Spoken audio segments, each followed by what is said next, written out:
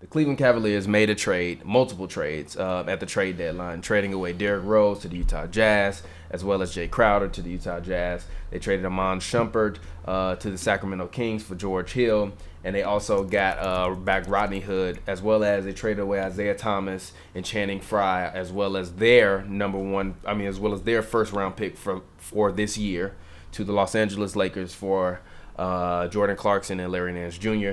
So now LeBron has a totally new squad, 4 brand new players. Dwayne Wade, they also shipped D Wade away for a Snicker bar. For a 12-year-old. They traded that man for a 2024 pick. A future second round pick, not first, second round pick. Shout out D Wade because he get to go back home. Shout out D Wade. Home is always where the heart is. But they traded you for a 12-year-old. D Wade got traded for my player. That man is in 6th grade. Yo, that should be the name of his podcast. D Wade got traded for my player. He dead ass got traded for my player. That man is in 6th grade. Wayne Wade got traded for my player. But now the Cavs have a brand new team. They destroyed the Boston Celtics with this new look team. So now, as we move towards the coming weeks, with the Cavs having around like 29 to 30 games left, can LeBron James pull it together, post this trade, and take this team to not only the Eastern Conference Finals, but the NBA Finals? Go ahead. And actually, we just did Are You a Believer on the Cleveland Cavaliers. So now, let's actually do Are You a Believer right now. Are you a believer in this Cleveland Cavaliers team post-trade? I'm not going to overrate what I saw today, strictly from the fact of one thing I think that people have to take into account is that there are no scouting reports. Like most teams, when they happen to make a trade and shake up their rosters, they always seem to win about 4 or 5 games for the most part, if it was at least somewhat of a decent trade. Or even still they win the game after the trade, usually because teams just don't know what you're going to do. I mean, you have 4 new players. You shipped out 6 guys and got 4 new guys in. That's basic. That's 1/4 of a team. I think it's 12 players or 13 players on the roster. That's 1/4 of a team. So basically, you have a whole new team. Teams don't know what you're going to do. But theoretically, man, they look nice. I watched the game today against Boston, and the main thing that I saw was they were fucking defending. They were defending. I haven't seen them play defense like that damn near since the man came back to Cleveland. They were playing. Now again, the Celtics aren't a good offensive team, which has that can very well assist the way you look. That can very well assist the way you look.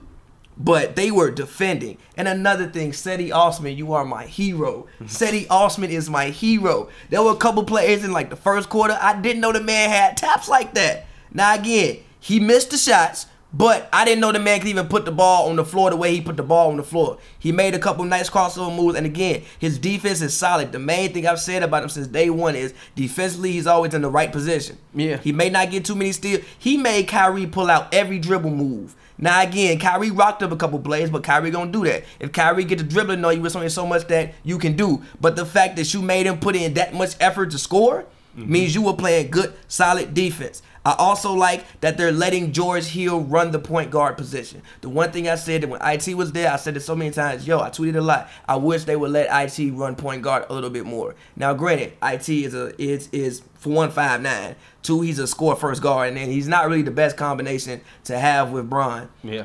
Because I feel like IT needs the ball in his hands consistently to be successful, and George Hill doesn't really matter. Like, I'll take it here, you take it there. Let's split up the ball handling a little bit. But they got also Larry Nance. I like Larry Nance. Larry Nance is, I don't think Bron's ever played with a big man that athletic. I don't think he's ever played with one.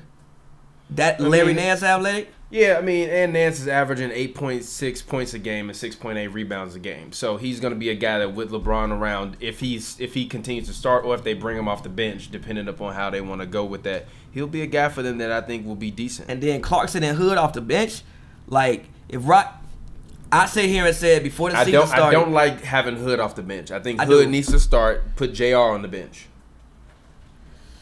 I'm sorry, JR just hasn't been playing well enough. Rodney Hood is averaging 16 points a game this year. He's averaging 17 points a game. Yeah, but I don't mind that, but I don't mind that. 32 years old. The reason why I don't, he's averaging 8 points a game this year. Look, but over the thing that was encouraging throughout the shithole that Cleveland was going through was the fact that JR seemed to be getting his shot back. Over the past 4 or 5 games, they all have seemed to be getting his shot back. He had like a couple 20-point games here and there. He's been at least looking more engaged defensively, and I like the combination of having Rodney Hood and Jordan Clarkson come off the bench. Ain't no way. Look, in the entire NBA, you cannot name me 2 players off the bench with more a backcourt off the bench with more firepower than Clarkson and Hood. That's hands down the best backcourt off the bench in the league.